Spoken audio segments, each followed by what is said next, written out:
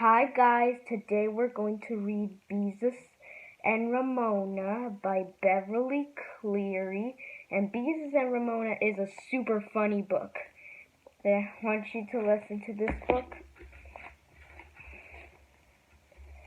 Okay, Chapter 1. Beezus and her little sister. Beatrice Quimby's biggest problem was her little sister Ramona, Beatrice or Beezus as everyone called her because that was what Ramona had called her when she first learned to talk. Knew other 9-year-old girls who had little sisters who went to nursery school, but she did not know anyone with a little sister like Ramona. Beezus felt that the biggest trouble with 4-year-old Ramona was that she was just plain exasperating. If Ramona drank lemonade through a straw, she blew into the straw as hard as she could to see what would happen. If she played with her finger paints in the front yard, she wiped her hands on the neighbor's cat. That was the exasperating sort of thing Ramona did, and then there was the way she behaved about her favorite book. It all began one afternoon after school when Beezus was sitting in her father's big chair embroidering a laughing tea kettle on a pot holder for one of her aunts for Christmas. She was trying to embroider this one neatly because she was planning to give it to Aunt Beatrice, who was Mother's younger sister and Beezus's most special aunt. With gray thread, Beezus carefully outlined the steam coming from the tea kettle spout and thought about her pretty young aunt, who was always so gay and so understanding. No wonder she was Mother's favorite sister. Beezus hoped to be exactly like Aunt Beatrice when she grew up. She wanted to be a 4th-grade teacher, drive a yellow convertible, and live in an apartment house with an elevator and a buzzer that opened the front door. Because she was named after Aunt Beatrice, Beezus felt she might be like her in other ways, too. While Beezus was sewing, Ramona, holding a mouth organ in her teeth, was riding around the living room on her tricycle. Since she needed both hands to steer the tricycle, she could blow in and out on only one note. This made the harmonica sound as if it were growing oh dear, over and over again. Beezus tried to pay no attention. She tied a small knot in the end of a piece of red thread to embroider the tea kettle's laughing mouth. Conceal a knot as you would a secret, Grandmother always said. Inhaling and exhaling into her mouth organ, Ramona closed her eyes and tried to pedal around the coffee table without looking. Cried Beezus. Watch where you are going! When Ramona crossed her to the coffee table, she opened her eyes again. Oh dear, moaned the harmonica. Around and around pedaled Ramona, inhaling and exhaling.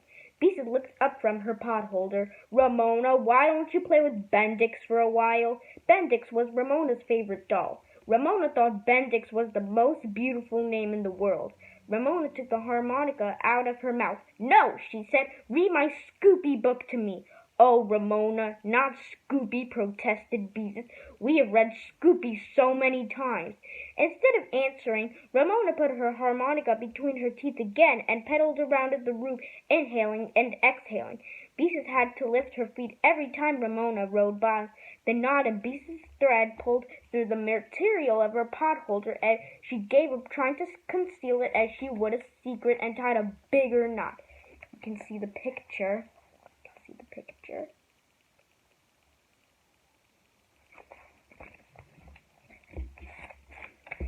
Finally, tired of trying to keep her feet out of Ramona's way, she put down her embroidery. All right, Ramona, she said. If I read about Scoopy, will you stop riding your tricycle around the living room and making so much noise?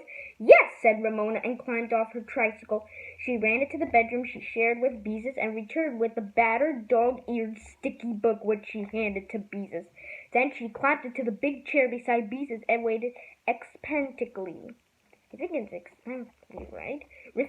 Reflecting that Ramona always managed to get her own way, Beezus gingerly took the book and looked at it with a feeling of great dislike. It was called The Littlest Steam Shovel.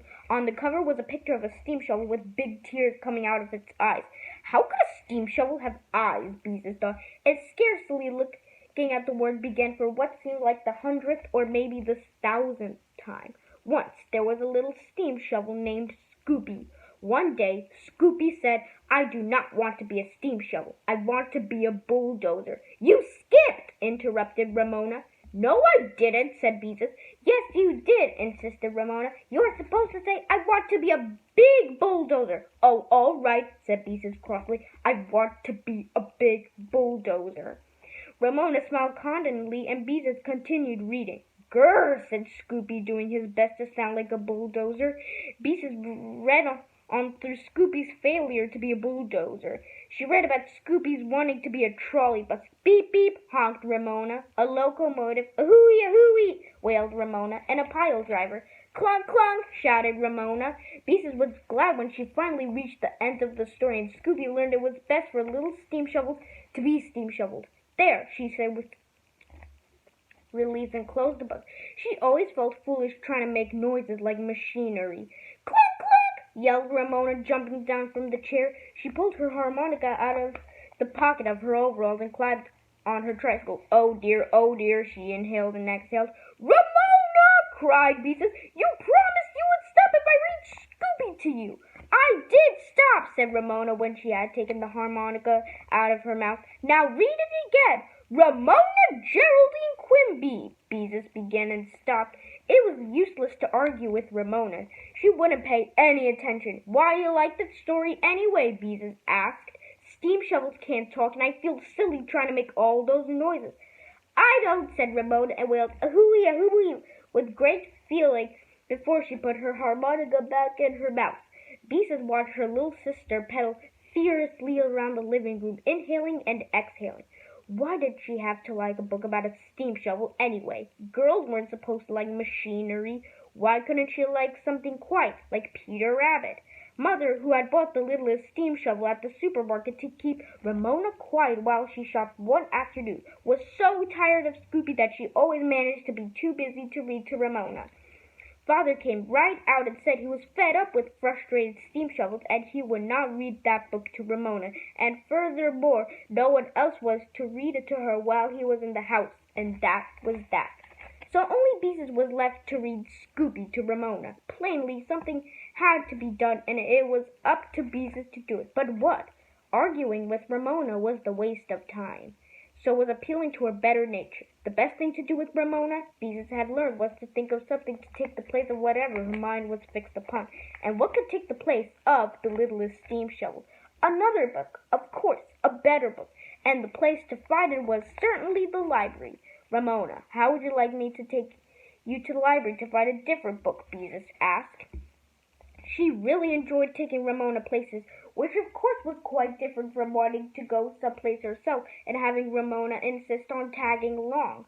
For a moment, Ramona was undecided. Plainly, she was torn between wanting the littlest steam shovel read aloud again and the pleasure of going out with Beezus.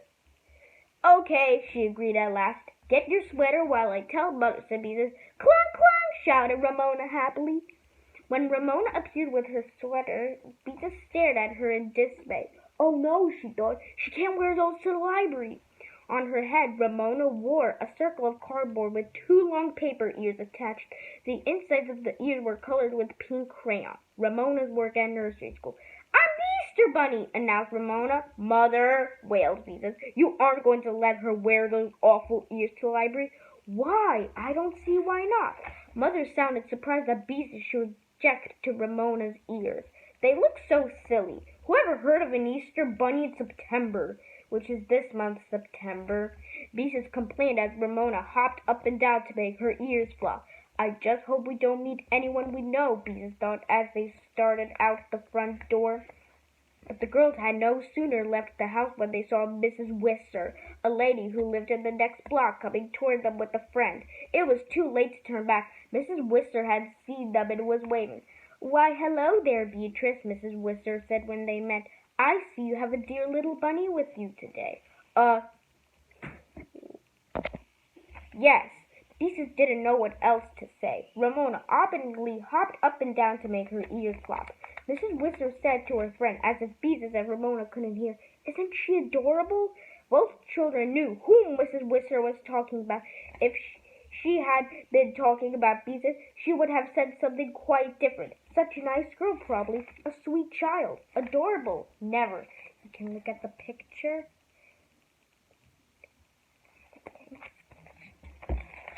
Just look at those eyes, said Mrs. Whistler. Ramona beamed. She knew whose eyes they were talking about. Beezus knew too, but she didn't care. Mother said blue eyes were just as pretty as brown.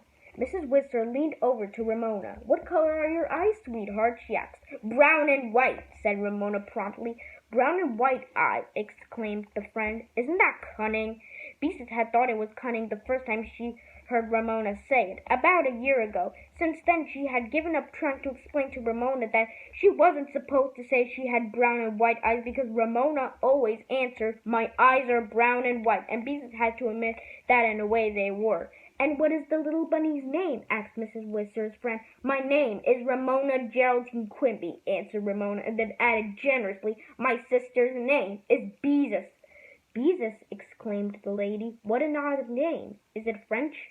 "Oh, no," said Beezus, wishing as she so often did that she had a more common nickname like Betty or Patsy. She explained as quickly as she could how she happened to be called Beezus. Ramona did not like to lose the attention of her audience. She hitched up the leg of her overall and raised her knee. "See my scab?" she said proudly. "I fell down and hurt my knee, and it bled and bled." "Ramona!" Beezus was horrified. "You aren't supposed to show people your scabs." "Why?" asked Ramona. That was one of the most exasperating things about Ramona. She never seemed to understand what she was not supposed to do. "It's a very nice scab," said Mrs. Whistler's friend, but she did not look as if she really thought it was nice. "Well, we must be going," said Mrs. Whistler. "Goodbye, Mrs. Whistler," said Beezus politely, and hoped that if they met anyone else they knew, she could somehow manage to hide Ramona behind a bush. "Bye-bye, Ramona," said Mrs. Whistler.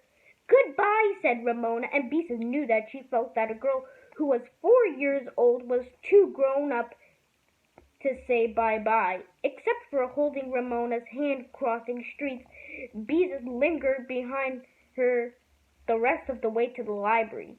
She hoped that all the people who stopped and smiled at Ramona would not think they were together. When they reached the Glenwood Branch Library, she said, "Ramona, wouldn't you like me to carry your ears for you now?" "No," said Ramona flatly. Inside the library, Beezus hurried Ramona to the boys and girls section and seated her on a little chair in front of the picture books. You can see the picture, Ramona showing off her silly scab. "See, Ramona," she whispered, here's a book about a duck. Wouldn't you like that?" "No," said Ramona in a loud voice. Beezus's face turned red with embarrassment when everyone in the library looked at Ramona's ears and smiled. "Shh," she whispered as Miss Greaver, the grown-ups library, followed in their direction. "You are supposed to speak quietly in the library." Beezus selected another book. "Look, Ramona, here's a funny story about a kitten that falls into the goldfish bowl. Wouldn't you like that?" "No," said Ramona in a loud whisper. "I want to find my own book." If only Miss Evans, the children's librarian, were there, she would know how to select a book for Ramona. Beezus noticed Miss Greaver glance disapprovingly in their direction while the other grown-ups watched Ramona and smiled. "All right, you can look," Beezus agreed to keep Ramona quiet. "I will go find a book for myself." When Beezus had selected her book, she returned to the picture book section where she found Ramona sitting on the bench with both arms clasped around a big flat book. "I found my book," she said, and held it up for Beezus to see. On the cover was a picture of a steam shovel with its jaws full of rocks. The title was Big Steve, the Steam Shovel. "Oh, Ramona," whispered Beezus in dismay, "you don't want that book." "I do too," insisted Ramona, forgetting to whisper. "You told me I could pick out my own book." Under the disapproving stare of Miss Greaver, Beezus gave up. Ramona was right. Beezus looked with distaste at the big orange-colored book in its stout library binding. At least it would be due in 2 weeks. But Beezus did not feel very happy at the thought of 2 more weeks of steam shovels, and it just went to show how Ramona always got her own way. Beezus took her book and Ramona's to Miss Greaver's desk. "Is this where you pay for the books?" asked Ramona. "We don't have to pay for the books," said Beezus. "Are you going to charge them?" Ramona asked. Beezus pulled her library card out of her sweater pocket. "I showed this card to the lady and she lets us keep the books for 2 weeks. A library isn't like a store where you buy things." Ramona looked as if she did not understand. "I want a card," she said. "You have to be able to write your own name before you can have a library card," Beezus explained. I can write my name, said Ramona. Oh, Ramona, said Beezus, you can't either. Perhaps she really does know how to write her name, said Miss Greaver as she took a card out of her desk. Beezus watched stoutly while Miss Greaver asked Ramona her name and age. Then the librarian asked Ramona what her father's occupation was. Occupation means that you work. Like a job, like you work. That's what it means. When Ramona didn't understand, she asked, what kind of work does your father do? He mows the lawn, said Ramona promptly. The librarian laughed. I mean, how does he earn his living? Somehow, Beezus did not like to have Miss Greaver laugh at her little sister. After all, how could Ramona be expected to know what father did? He works for the Pacific Gas and Electric Company, Beezus told the librarian. Miss Greaver wrote this down on the card and shoved it across his desk to Ramona. Write your name on this line, she directed. Nothing daunted, Ramona grasped the pencil in her fist and began to write. She bore down so hard that the tip snapped off the lead. But she wrote on. When she laid down the pencil, Beezus picked up the card to see what she had written. The line on the card was filled with, like mountains. Some mountains are like dots with eyes. Some of them are with, like lines, like T's. That's my name, said Ramona proudly. That's just scribbling, Beezus told her. It is to my name, insisted Ramona, while Miss Greaver quietly dropped the card into the wastebasket. Wastebasket is another word for garbage. I've watched you write and I know how. Here, Ramona, you can hold my card, Beezus tried to be comforting. You can pretend it's yours. Ramona brightened. Oh, I forgot to show you the picture. Picture where Ramona was writing her name on the line.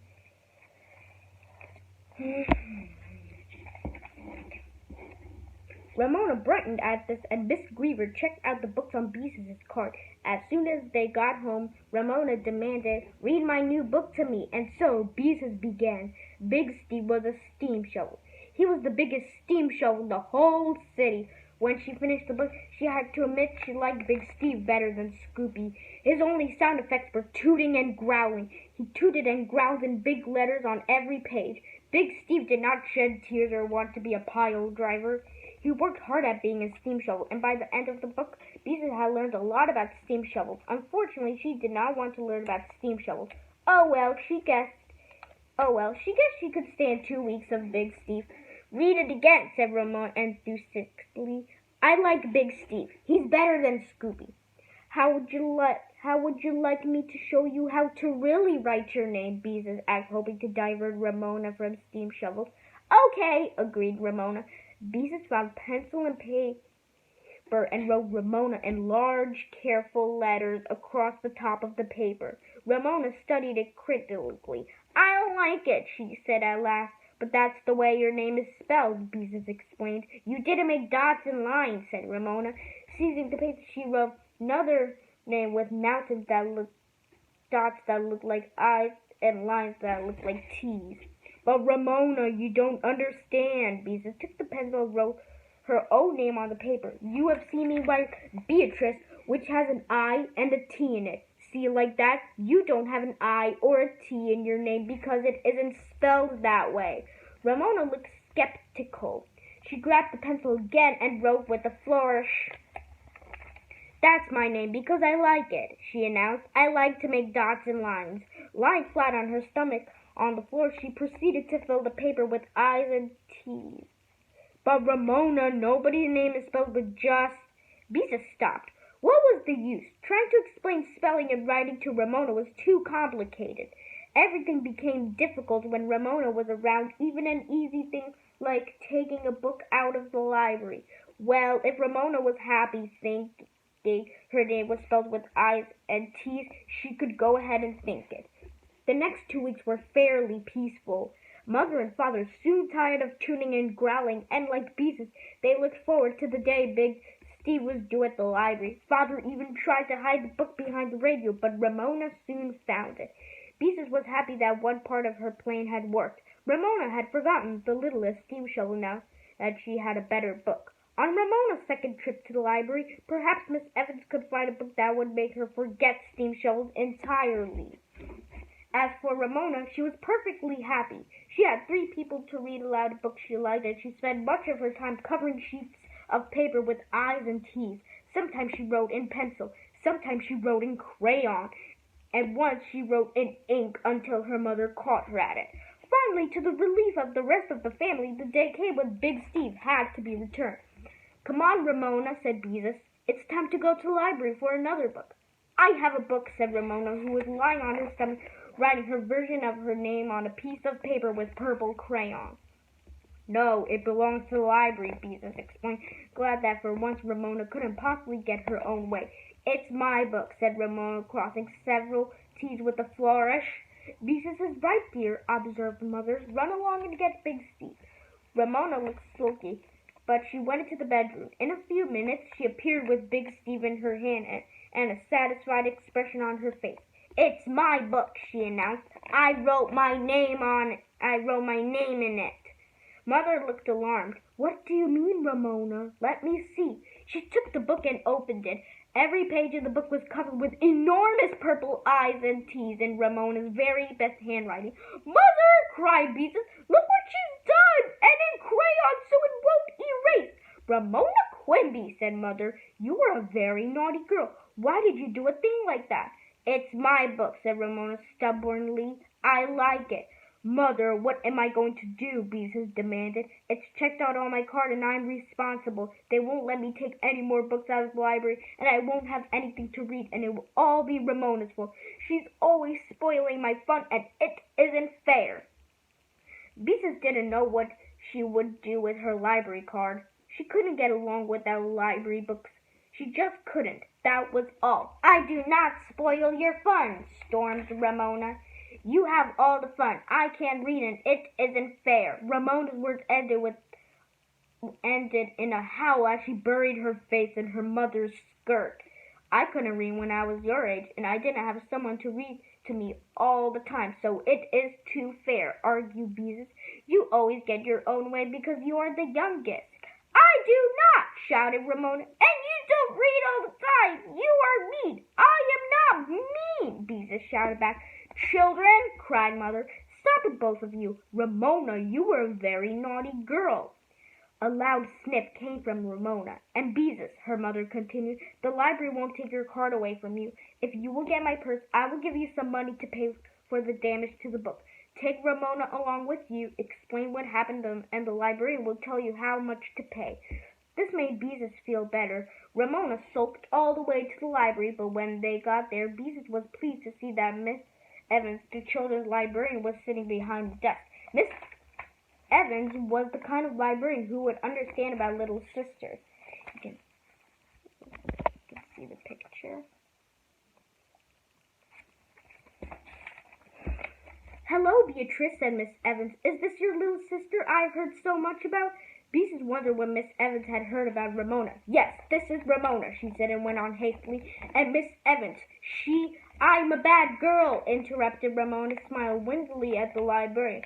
"Oh, you are," said Miss Evans. "What did you do?" "I wrote in a book," said Ramona, not the least ashamed. "I wrote in purple crayon, and it will never, ever erase. Never, never, never." Embarrassed, Beezus handed Miss Evans Big Steve the steam shovel. "Mother gave me the money to pay for the damage," she explained.